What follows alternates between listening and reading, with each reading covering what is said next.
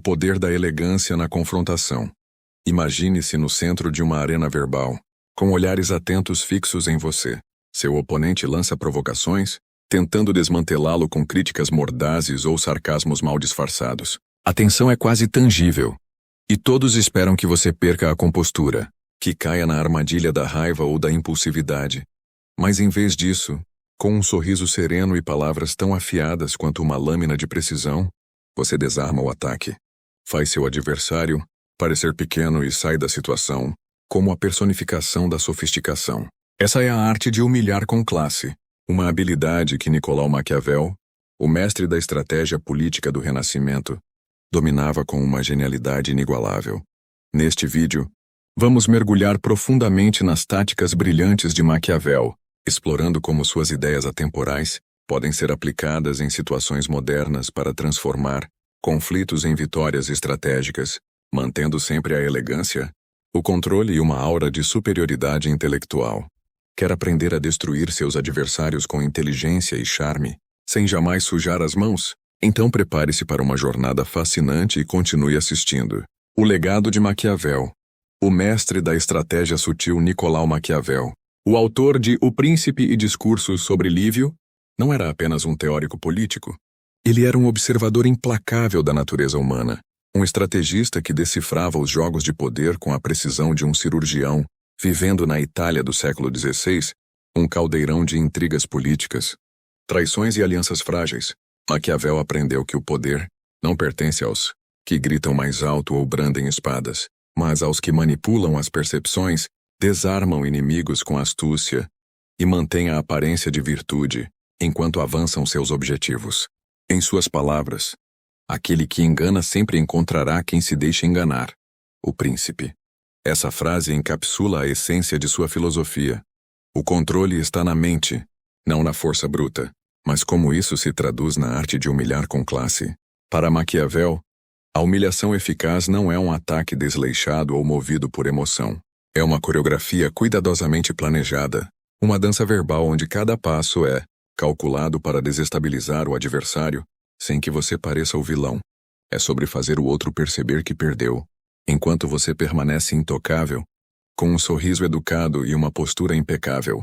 Vamos explorar 6 pilares fundamentais dessa arte, com exemplos históricos e contemporâneos, análises psicológicas e conselhos práticos para você aplicar essas estratégias no seu dia a dia, seja no trabalho, na vida social, ou até mesmo em embates familiares. 1. O controle emocional. A base da vitória elegante. O primeiro pilar da humilhação com classe é o autocontrole. Maquiavel sabia que a raiva é uma armadilha mortal. Quando você perde a calma, entrega o poder ao seu oponente, tornando-se previsível e vulnerável. Ele escreveu: os homens devem ser acariciados ou aniquilados, pois se vingarão de pequenas ofensas, mas não poderão vingar-se de grandes. O príncipe. Na prática, isso significa que, se você vai atacar, deve fazê-lo de forma tão precisa e devastadora que o outro não tenha chance de revidar, mas sempre com a aparência de serenidade e compostura. Exemplo histórico. Catarina de Médici e a corte francesa. Catarina de Médici, rainha da França no século XVI, era uma mestra em aplicar os princípios de Maquiavel, em uma corte repleta de nobres ambiciosos que a subestimavam por ser mulher e estrangeira. Ela usava a diplomacia como uma arma afiada. Certa vez, durante um banquete, um nobre rival tentou humilhá-la publicamente, questionando sua influência com um comentário sarcástico sobre sua origem italiana. Catarina, com um sorriso encantador e olhos que brilhavam com inteligência, respondeu com uma observação sutil sobre as falhas financeiras do nobre, mencionando como era admirável sua habilidade em administrar dívidas com tanta confiança. A corte inteira riu. Não dela, mas do nobre, que ficou vermelho de vergonha. Sem elevar o tom ou perder a compostura, Catarina o fez parecer insignificante, enquanto sua reputação de inteligência e graça só crescia. Exemplo moderno. Debate de Hillary Clinton no debate presidencial do Zerab em 2016, Hillary Clinton enfrentou provocações pessoais de Donald Trump, que tentou desestabilizá-la com ataques diretos. Em vez de ceder à raiva, Clinton respondeu com um sorriso contido e a frase: quando eles descem baixo, nós subimos alto.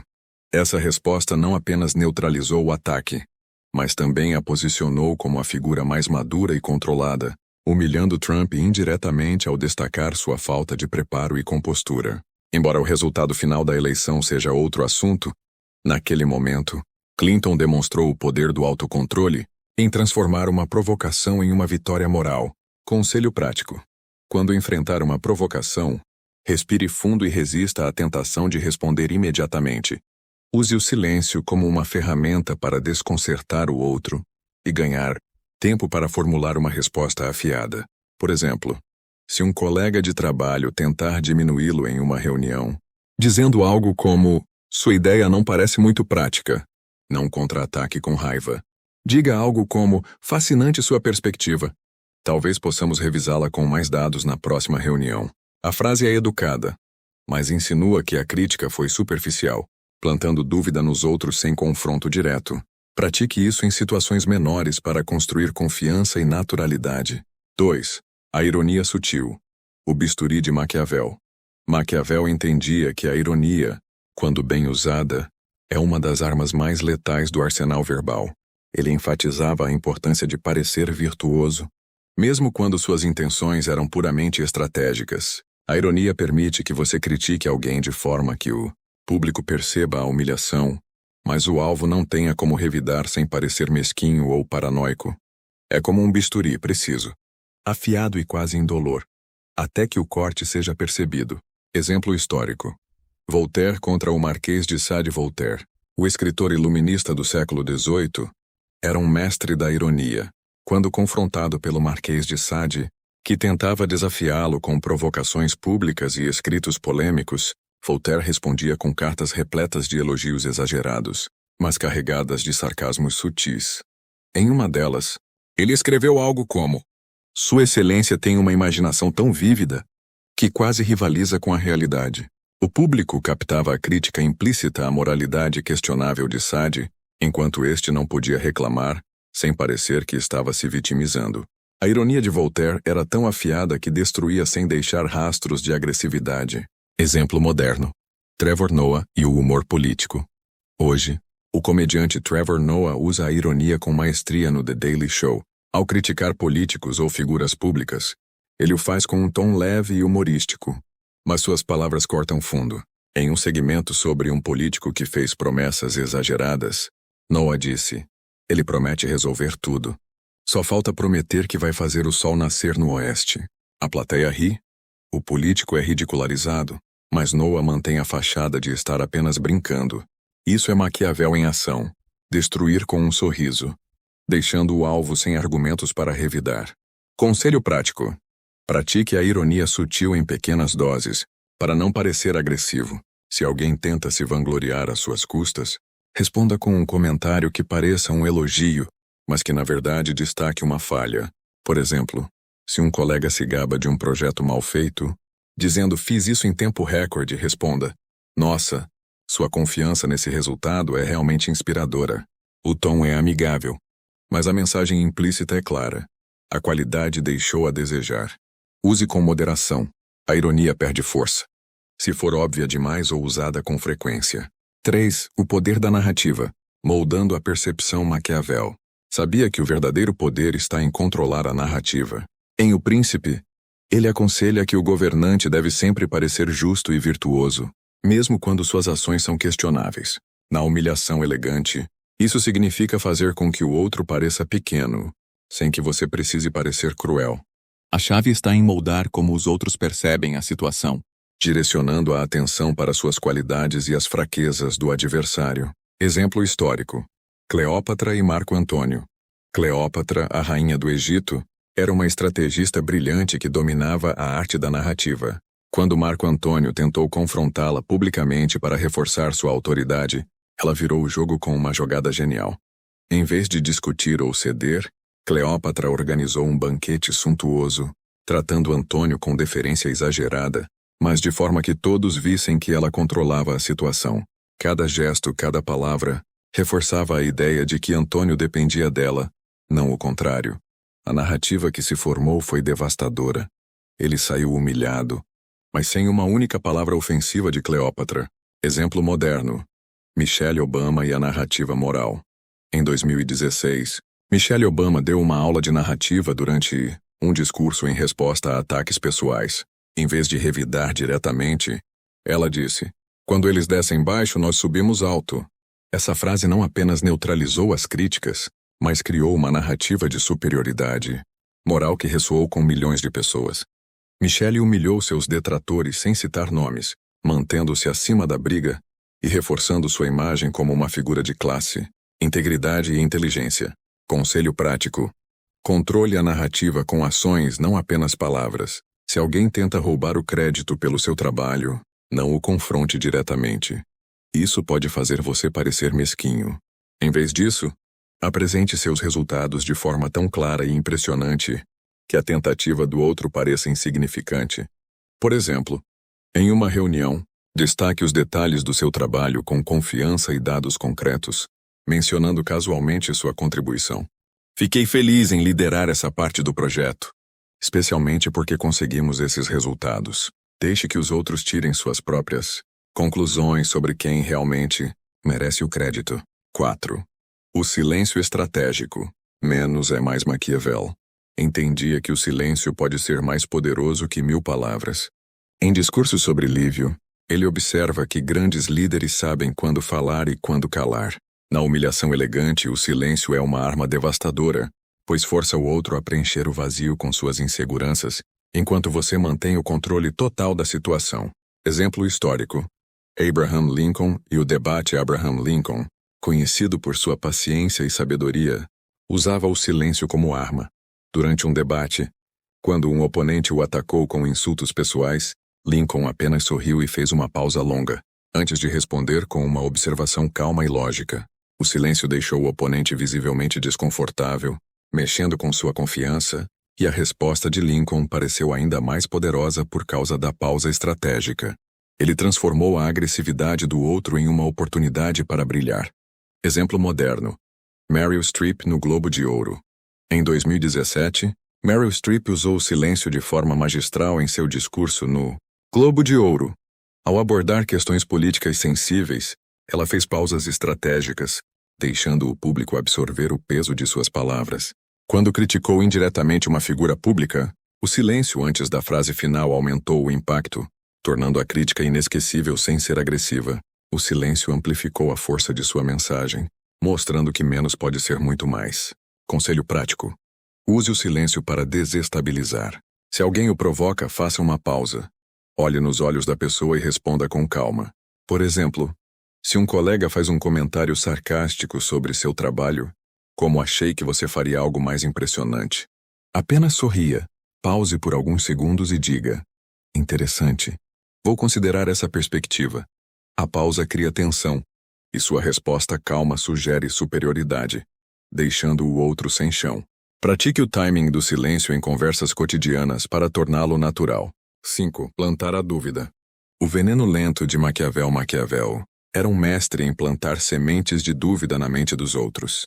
Ele escrevia que o verdadeiro poder está em fazer os outros questionarem a si mesmos, sem que você precise atacá-los diretamente.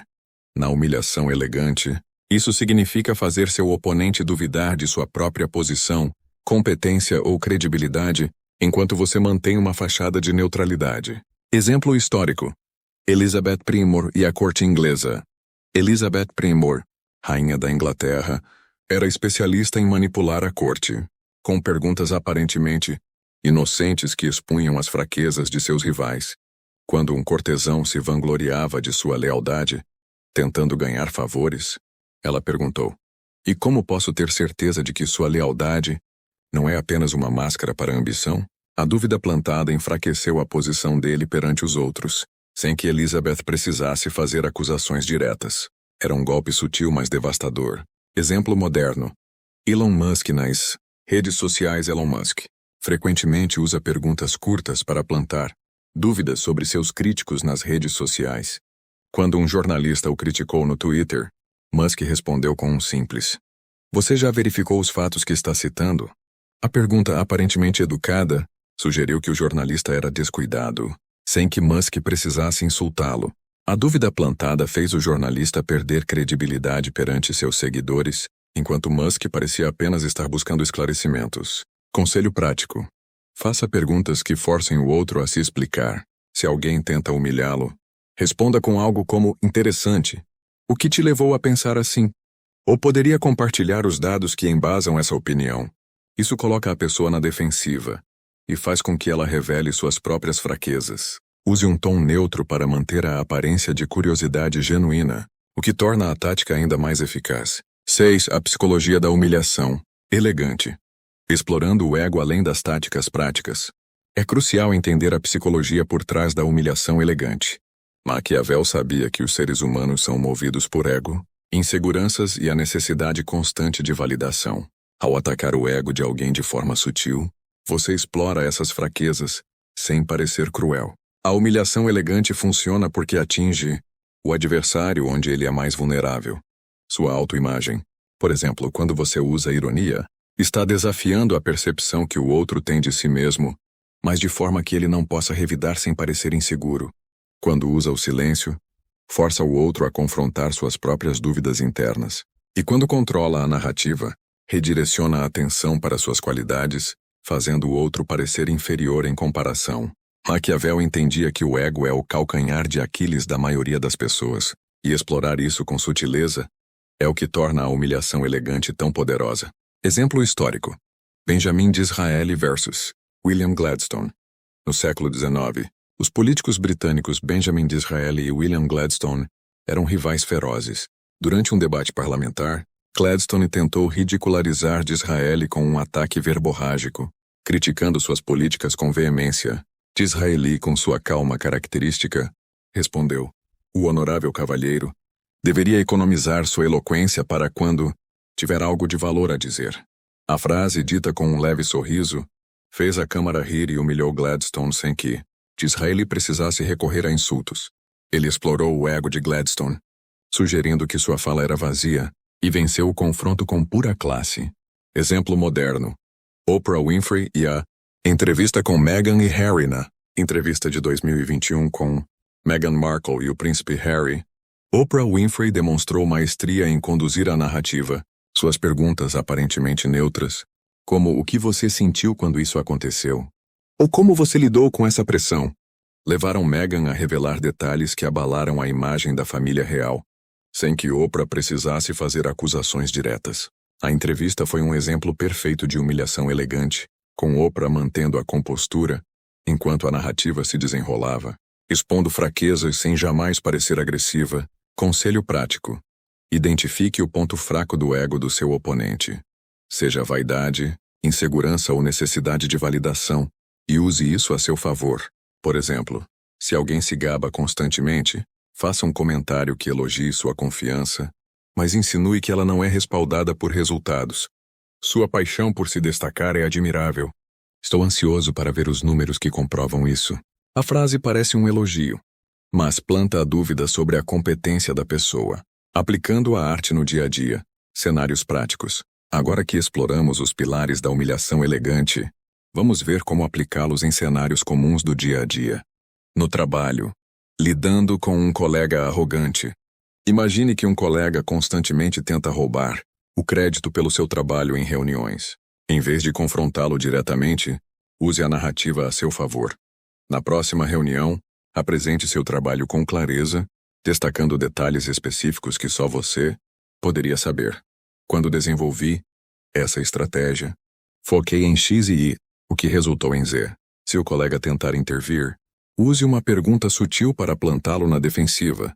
Interessante. Como você contribuiu para essa parte específica, ele ficará sem resposta, e sua tentativa de roubar crédito parecerá frágil. Na vida social. Neutralizando um comentário maldoso. Em uma reunião de amigos, alguém faz um comentário sarcástico sobre sua roupa ou estilo de vida. Em vez de se defender, use o silêncio e a ironia. Faça uma pausa. Sorria e diga algo como: "Admiro sua atenção aos detalhes do meu guarda-roupa." A frase parece um elogio, mas sugere que a pessoa está sendo mesquinha, enquanto você mantém a classe. Em família, lidando com críticas indiretas familiares. Podem ser mestres em críticas veladas. Se um parente faz um comentário como "você ainda está nesse emprego?", responda com uma mistura de narrativa e dúvida: "Sim, Estou adorando os desafios desse projeto. E você? Como está lidando com os seus? A resposta redireciona a atenção para suas conquistas e coloca o outro na posição de se explicar, sem confronto direto. Conselhos finais para dominar a arte de humilhar. Com classe exige prática, paciência e um toque de criatividade. Aqui estão algumas dicas finais para incorporar os ensinamentos de Maquiavel no seu dia a dia. Prepare-se sempre, Maquiavel enfatizava a importância de estar pronto para qualquer situação. Antes de uma reunião ou confronto, pense em possíveis provocações e prepare respostas elegantes que desarmem o outro. Conheça seu oponente. Entenda as fraquezas do outro. Vaidade, insegurança, necessidade de validação. Maquiavel dizia que o conhecimento é poder. Use isso para escolher o momento certo de atacar. Mantenha a aparência de virtude. Nunca pareça mesquinho ou vingativo. Como Maquiavel aconselhava, a percepção é tudo.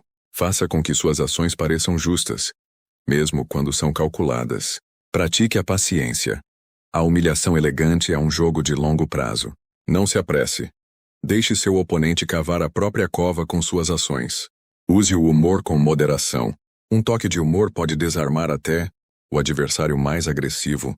Maquiavel sabia que o riso pode ser uma arma poderosa, desde que usado com cuidado.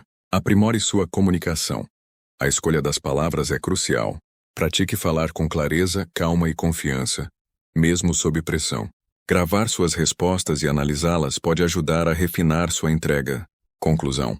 Torne-se um mestre da estratégia. A arte de humilhar com classe é mais do que vencer um argumento.